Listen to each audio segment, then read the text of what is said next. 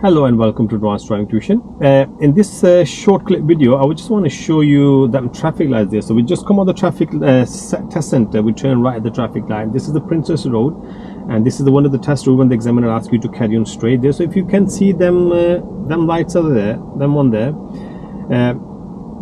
You have a L shape, but it's a wrong way round L shape. If you see there, when the lights change, there will be a green arrow there. So now green arrow is mean if you're going straight ahead, you can just carry on straight following the green arrow. But if the arrow disappeared, which is going to happen now, you still carry on straight.